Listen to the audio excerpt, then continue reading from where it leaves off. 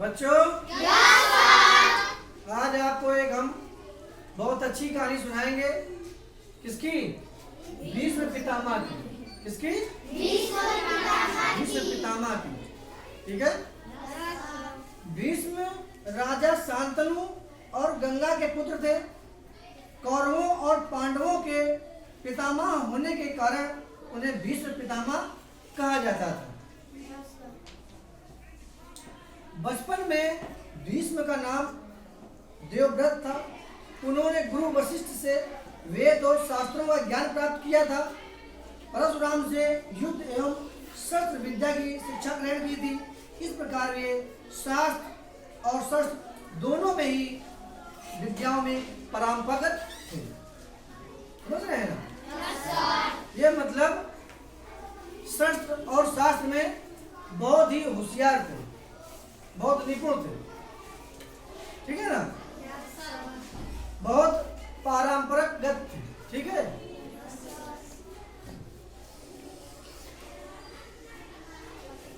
एक बार की बात है, महाराज शांतनु शिकार करते करते यमुना नदी के तट पर पहुंच गए। वहां उन्होंने एक परम सुंदरी कन्या को देखा। महाराज शांतनु ने कन्या के पिता निषादराज से कहा कि वह उसकी पुत्री से विवाह करना चाहते हैं। निषादराज ने शर्त रखी कि राजा की मृत्यु के बाद मेरी पुत्री का ही पुत्र गद्दी पर बैठेगा। जो लड़की के पिताजी थे उन्होंने एक शर्त रखी कि उनके मृत्यु के बाद उनकी ही बेटी का पुत्र जो होगा वही राजा बनेगा। तभी हम अपनी बेटी की शादी आप साथ में करेंगे, वरना नहीं करेंगे। देवव्रत नहीं, महाराज शांतनु को देवव्रत बहुत प्रिय थे। वे बड़े भी थे। उन्होंने निषादराज की शर्त अस्वीकार की और हस्तिनापुर लौट गए। वो वही जो भीष्म पितामह थे उनको बहुत चाहते थे। तो जब उसने निषादराज ने शर्त रखी थी तो उन्होंने कहा ठीक है, हम शादी नहीं करेंगे। हमें सबसे प्रिय हमारा पुत्र देवव्रत है, भीष्म पितामह, उन्हीं को राजा बनाएंगे, हम शादी नहीं करेंगे। और लौट गए थे। ठीक है ना? लेकिन महाराज की दशा सोचनीय होती गई। देवव्रत ने पिता की चिंता कारण पता लगाया और निषादराज से निवेदन किया कि वे अपनी पुत्री सत्यवती का विवाह उनके पिता से कर दें। देवव्रत ने निषादराज के समक्ष यह प्रतिज्ञा की कि मैं शांतनु पुत्र देवव्रत आज ये प्रतिज्ञा करता हूँ कि आजीवन ब्रह्मचारी रहते हुए हस्तिनापुर राज की रक्षा करूंगा। पृथ्वी अपनी गंध को अग्नि, उष्णता और आकाश शब्द को, वायु स्पर्श को, जल आर्द्रता को, चंद्र शीतलता को, सूर्य तेज को, धर्मराज धर्म की भले छोड़ दे, किंतु मैं तीनों लोगों के राज्य या उससे भी महान सुख के लिए भी अपना व्रत नहीं छोड़ूंगा।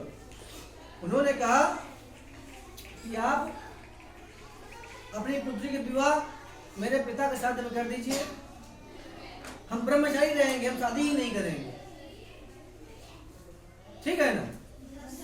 इस भीष्म प्रतिज्ञा के कारण ये देवव्रत का नाम भीष्म पड़ा। शांतनु का विवाह सत्यवती के साथ हुआ। सत्यवती के दो पुत्र हुए। एक का नाम था चित्रांगद, दूसरे का नाम था विचित्रवीर्य। शांतनु की मृत्यु के पश्चात चित्रांगद गद्दी पर बैठा, लेकिन जल्द ही उसकी मृत्यु हो गई। फिर दूसरा पुत्र सिंहासन पर बैठा। इसके दो पुत्र हुए, धृतराष्ट्र और पांडु। दृढ़ प्रतिज्ञा भीष्म ने एक बार जो प्रण किया उसका अंत तक निर्वाह किया। उनकी यह विशेषता थी कि वे जो प्रतिज्ञा कर लेते थे उससे हटते नहीं थे। ऐसे अन्य उदाहरण भी उनके जीवन में देखने को मिलते हैं। जब महाभारत युद्ध शुरू हुआ तो भीष्म कौरवों की ओर थे और कृष्ण पांडवों की ओर थे। युद्ध के पूर्व कृष्ण ने कहा, मैं केवल अर्जुन का सारथी रहूंगा, युद्ध नहीं करूंगा। कौन कहा? कृष्ण ने। भीष्म ने प्रतिज्ञा की कि मैं कृष्ण को शस्त्र उठाने के लिए मजबूर कर दूंगा। जब युद्ध हुआ था तो भगवान कृष्ण ने कहा था कि हम अर्जुन के सारथी बनेंगे और हम धनुष बाण नहीं उठाएंगे। लेकिन भीष्म पितामह ने यह कहा था कि हम इनको धनुष बाण उठाने के लिए मजबूर कर देंगे। अपनी प्रतिज्ञा पूरी करने के लिए भीष्म बाणों की निरंतर वर्षा करते हुए पांडवों का संहार कर रहे थे। उन्होंने इतना घोर युद्ध किया कि पांडवों की सेना व्याकुल हो उठी।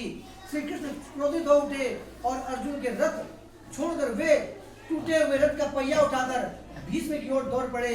भीष्म की प्रतिज्ञा पूरी हुई। श्री कृष्ण ने भी भीष्म के पराक्रम की प्रशंसा की। जब युद्ध हो रहा था तो भीष्म पितामह ने इतने बाण चलाए पांडवों के ऊपर, इतने चलाए कि सब व्याकुल हो गई उनकी जो भी सेना थी। तो लास्ट में भगवान कृष्ण टूटे हुए रथ के पहिए को उठा करके दौड़े मारने के लिए भीष्म पितामह के। तो भीष्म पितामह ने कहा कि मेरी प्रतिज्ञा पूरी हुई, मैंने आपको शर्त उठाने के लिए मजबूर कर दिया। भीष्म ने महाभारत युद्ध में 10 दिन तक सेनापति का कार्य किया। पांडवों में कोई भी योद्धा ऐसा नहीं था जो भीष्म का सामना कर सके। जब पांडव हताश होने लगे तो श्री कृष्ण ने सलाह दी कि वे लोग भीष्म पितामह को जाएं उनके पास और उन्हीं से पूछें कि वे किस रीति से मारे जा सकते हैं। पांडव भीष्म पितामह के डेरे में गए। भीष्म ने आदर और स्नेह से उन्हें अपने पास बिठाया और आने का कारण पूछा। युधिष्ठिर ने कहा, पितामह हमें वह रीति बताएं जिससे हम आपको युद्ध में पराजित कर सके। पांडव अब सोचे कि भीष्म पितामह उनकी तरफ है तो हम तो हार जाएंगे। तो श्री कृष्ण ने कहा कि पांडव आप जाइए भीष्म पितामह के पास और उनके पराजित होने का कारण पूछो, कैसे हम पराजित आपको करेंगे। तो पांडव जाते हैं और भीष्म पितामह उनको बड़े प्रेम से बैठालते हैं और उनके आने का कारण पूछते हैं। ठीक है ना। भीष्म ने उदारता पूर्वक कहा, युधिष्ठिर तुम्हारी सेना में शिखंडी नाम का द्रुपद नरेश शूरवीर बेटा है। वह पूर्व जन्म में स्त्री था, मेरी दृष्टि वह आज भी स्त्री है। मैं उस पर शस्त्र नहीं चलाऊंगा। यदि शिखंडी को आगे करके अर्जुन मुझ पर बाण चलाएं तो निसंदेह तुम्हारी विजय होगी। एक उसमें शिखंडी था, ठीक है, और भीष्म पितामह स्त्री पर धनुष बाण नहीं चलाते थे।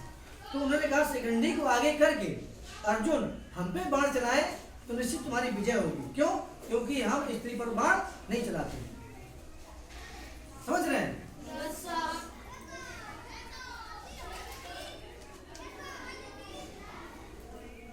अर्जुन ने वैसा ही किया।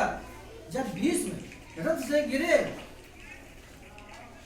तो उनके शरीर का रोम रोम बाणों में विघ्न हो चुका था। उनका शरीर पृथ्वी पर नहीं गिरा बल्कि बाणों पर ही उठा रह गया। भीष्म ने घायल अवस्था में ही सूर्य के उत्तरायण होने तक अपने प्राण न त्यागने की प्रतिज्ञा की और उन्होंने कहा कि आप शिखंडी को आगे करके यदि हम पे युद्ध करेंगे तो निश्चित आपकी विजय होगी। और वैसे ही हुआ। अगले बार युद्ध हुआ, अर्जुन शिखंडी को आगे करके पितामह पर बाण चलाए। पितामह चलाते नहीं थे तो अर्जुन ने इतने बाण मारे कि उनका शरीर का हिस्से में बाण लग चुके थे और वो जमीन पे नहीं गिरे थे।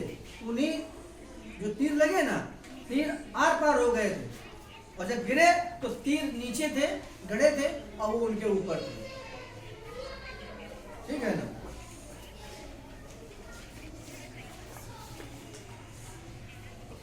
सरसैया पर पड़े हुए भीष्म ने युधिष्ठिर को ज्ञान वैराग्य धर्म एवं नीति का उपदेश दिया और सूर्य के उत्तरायण होने पर अपने प्राणों को त्याग दिया। इसके बाद युधिष्ठिर को उन्होंने ज्ञान वैराग्य धर्म की नीति का उपदेश दिया और इसके बाद वो मर गए। तो आपको इससे क्या शिक्षा मिलती है कि आप लोगों ने पढ़ाई करके एक महान आदमी बनना है आपको, उसकी प्रतिज्ञा कीजिए कि हम पढ़ लिख करके बहुत बड़े आदमी बनेंगे और मरते दम तक अपने माता पिता, अपने बड़ों, अपने गुरुओं का आदर करते रहेंगे। ठीक है ना? कहानी कैसी रही? चलिए, वेरी गुड।